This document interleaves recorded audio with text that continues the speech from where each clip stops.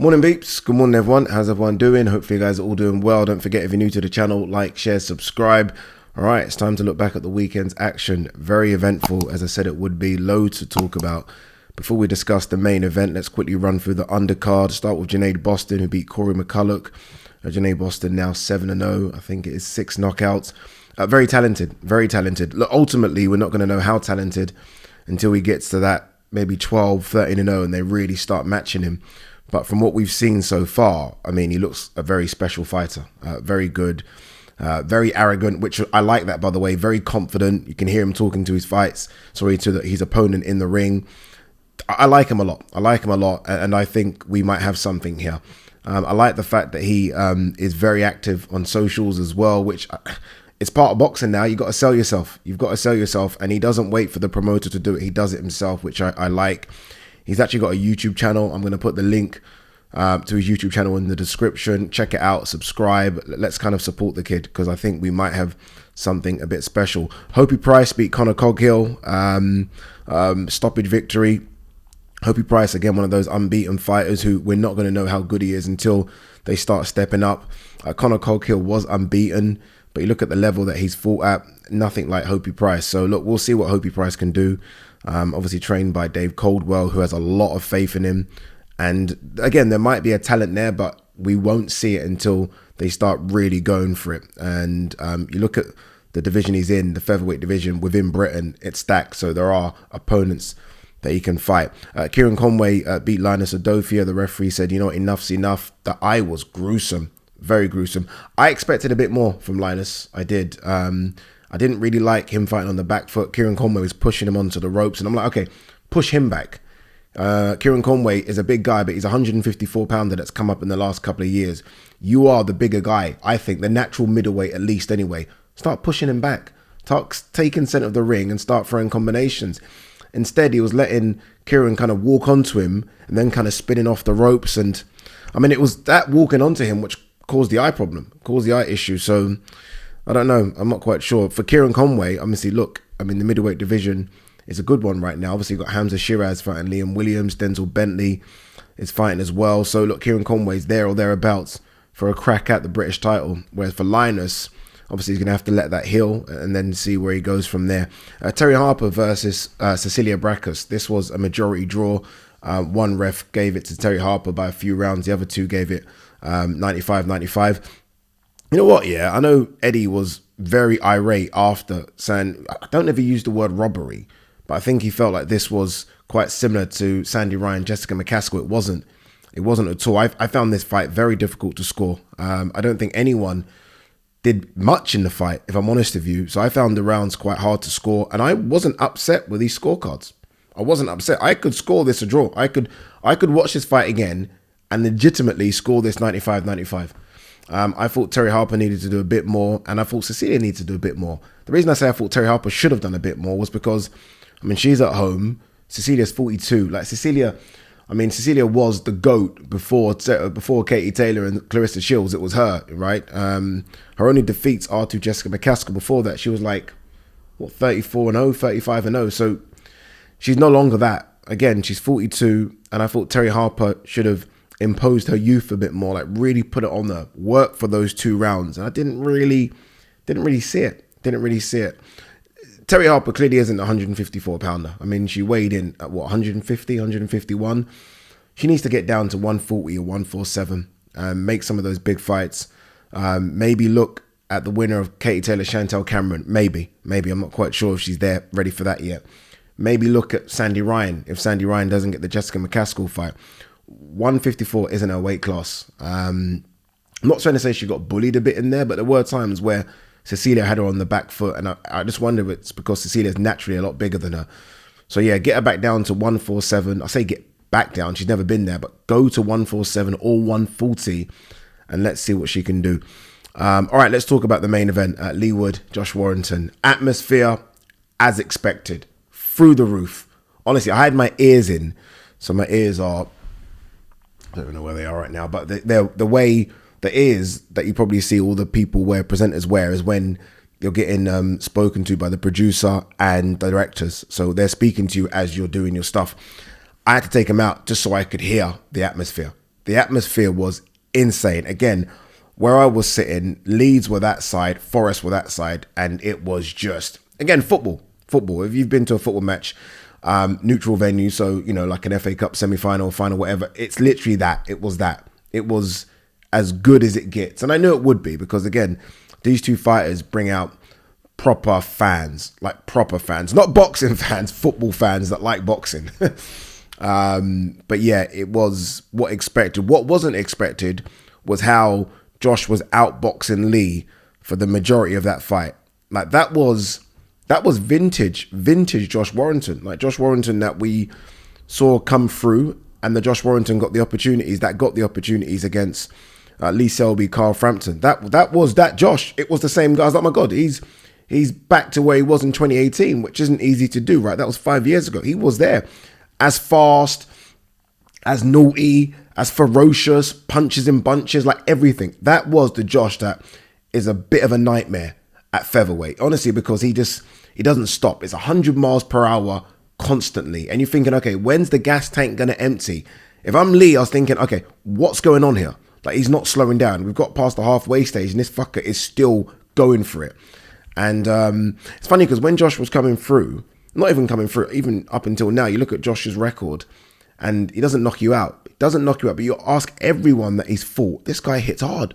He hits hard. I think it's because he doesn't really sit on his shots. But against Leigh, he started to sit on his shots and he digged Leigh to the body. That left hook found a home early. The right hand over the top early. The jab even found homes. I mean, he could not miss. It's like he had a fucking radar and just couldn't miss. And you just felt, and I was ringside with people and we were like, this is inevitable. He's going to knock out Leigh. That you felt the knockout was coming anytime. Like Leigh looked unsteady. Leigh looked unsure of himself. Leigh was hurt to the body. Like it looked like it was one-way traffic. And then boom. From nowhere. Literally from nowhere. Boom. And I was like, oh my God. We'll talk about whether the fight should have been stopped or continued in a second. But I honestly, I was like, Like I just literally, I looked away and looked again. Josh is down. I was like, what the fuck has just happened here? And then I saw the combination back. So I actually didn't even see it live because I'm looking away because I'm like, oh my God, this is just one-way traffic. You know what I did? I looked at the Forest fans because the Leeds fans were going mental. And I looked at the Forest fans like, you need to kind of do something. And then I just like, what the fuck? And then I saw the replay. I was like, oh my God. Oh my God. Like, it wasn't just one lucky punch. It was a 4-punch combination. Like, one lucky punch is almost like, fuck it, I've just got to throw something here. A combination of bang, bang, bang. It was clean. You can't count that guy out of anything. It's honestly, it's incredible. Again, we've seen it with him with Michael Conlan. Like to the point where, okay, Michael's winning this. It's tired, but Michael's winning this and then bang. And Josh is winning this and Josh just isn't winning it. Funny thing is though, I've got the scorecards up here. Yeah, 55, 59, 55, 59, 56, 58. Josh is winning this. Like I actually only gave, I mean, these scorecards I think are quite, I mean, obviously, yeah, Josh got a point taken away, didn't he? Because for me, I only gave Leigh 1 round. I gave Leigh 1 round up into that knockdown. So look, you got to be, if you're a Josh Warrington fan, you got to feel sorry for him. You've got to feel sorry for him. Again, it was back to Josh of old. He started fast. I remember against Luis Alberto Lopez, the thing that we kind of said was he's starting too slow, and then he started to come into it, but it was too late. Against Leigh, he was like 100 miles per hour from the very first spell, and I think that surprised Leigh. Leigh was almost like, what do I do here? I did the face-off, you guys know that, and the one question I said, who's the better boxer? And I think Leigh was very confidently saying, me, obviously I'm the better boxer. I don't know. Josh was outboxing him. And it wasn't just reckless. A lot of people like to say Josh is a bit reckless because it's so fast. It wasn't reckless. There was a game plan and he was doing everything. I mean, those whips to the body, like he didn't just go straight, he whipped it to the body and you see Leigh kind of hunched down. Anyway, fuck that, the knockout. Was the ref right to stop it? Yes. Yes, he was. I'm sorry, I saw Josh get up. And you know when a fight is done. And what I don't like what people do is say things like, yeah, but Leigh got put down against Michael Conlan. He got an opportunity. This isn't football. You're playing with people's lives here. This isn't a case of because one happened last time that makes it okay. No. I saw Josh get up. Obviously, look, those small steps he took to the corner. He's gone then. He then obviously faces his corner. He does turn around. But the ref's got that split second to make that decision. Ref looks in his eye and he can see he's gone. I thought it was a good stoppage. And then when he did stop it, Josh goes over to the ropes and he holds on to the ropes. He's not holding on. He's holding on because he's on unsteady legs. And then he lets go of the ropes and he kind of does a little movement. And Tony Bellew runs round saying someone's got to grab him because you can see he was going to go. He was gone. Telling you now, he was gone. And I remember looking at the corner. As soon as they're stopping it, I'm looking at the corner. And I don't get the reaction of a corner that are like livid. Like I've seen corners livid when the referee stops it. Like even though they can't reverse it, they're fucking mad at the ref. They're screaming insults. Didn't get that from that corner. After the fight, obviously they've explained that they were upset, but at that moment, I didn't see a corner that were upset. I think they knew their guy was gone, and if you send him out, I mean, again, I don't like the comparisons to other ones, like you sent Leigh Wood out, and you know, you eventually got the stoppage against Michael Condon. I don't know. Maybe the rest thinking things like Lee's a big puncher. Maybe Michael Condon is. I don't know. I don't know what the rest thinking. But for me, only judge it on that fight there. And that right there, Josh was gone. Josh was gone. But that's just my own observations. Obviously, look, I know some people who are Josh fans, but take your fan hat off. He was hurt badly. And I don't want to see fighters hurt. I don't. And he can live for another day. Look, I would love to see the rematch. I'd love to see the rematch. I think it would, I don't know if it would sell out the City Ground, but it'll do good numbers. They've clearly got great fan bases. You just like seeing them fight. There was talk about, Leigh going up to Super Feather to fight Joe Cordina. Not for me. Not for me. I'd rather them to scrap the belt. Fuck it. But you're both world champions. Go up to Super Feather and just fight each other at 130. Fine with that. Absolutely no problem with that whatsoever. I'd rather see that than both of them kill themselves again. I think we saw how bad Leigh looked on the scale, and that could have affected him in the fight as well. But look, it's unfortunate for Josh. It is. I mean, 1 win in 5, which clearly doesn't tell the story of Josh Warrington, but that's the facts. 1 win in 5. But he's still very, very good. But that Josh there causes a problem for every single featherweight on planet Earth. He does. But he just got caught. He got caught by a guy that's clearly got dynamite in the hands when he lands clean. As for Leigh Wood, easily British Fighter of the Year. I don't want to hear it. Easily. The only one that can eclipse him is Sonny Edwards if Sonny beats Bam. That's 16th of December.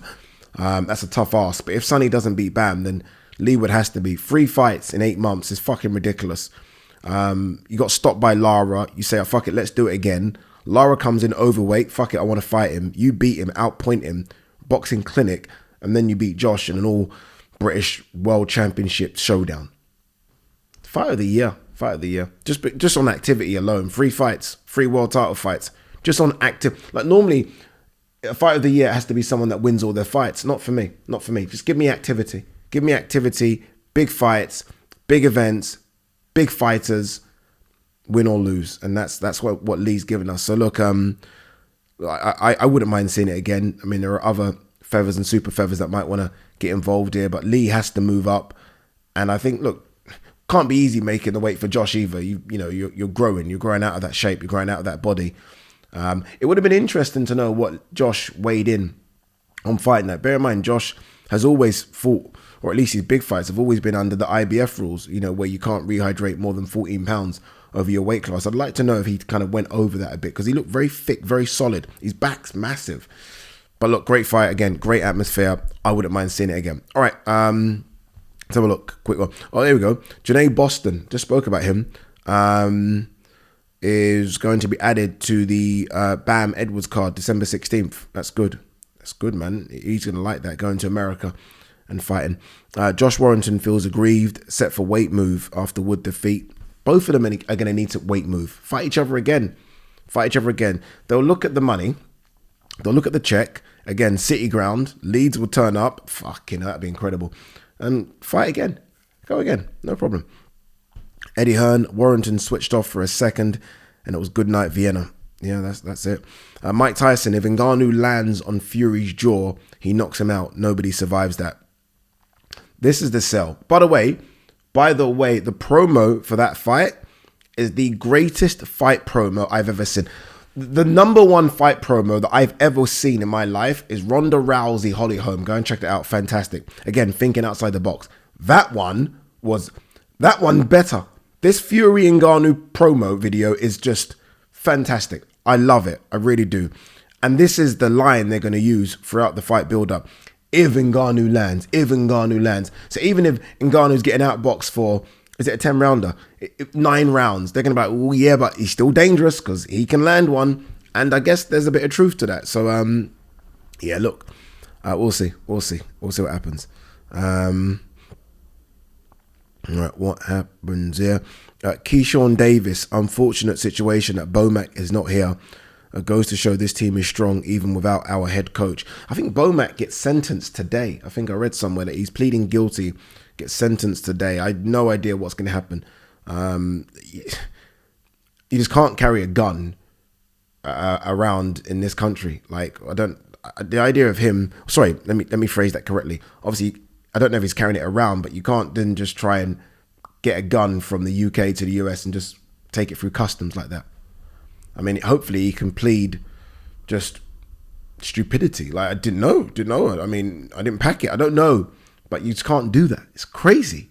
It shows how crazy America is, where they might think that's the norm. That's crazy.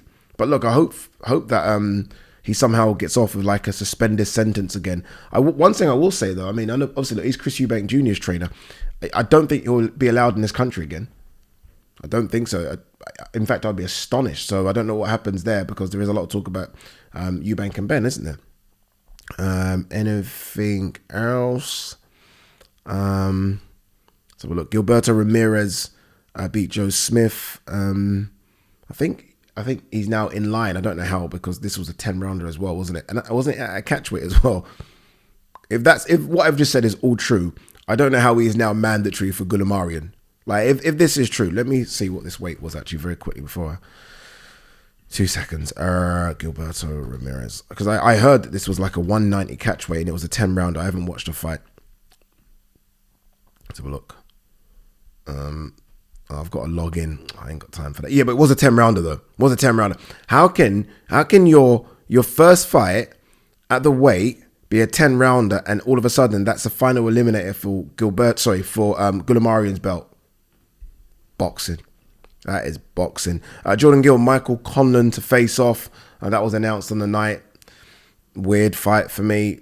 Like, Michael Conlan's coming back, I think, quite quick after that knockout to Lopez. I just feel like maybe chill for the rest of the year.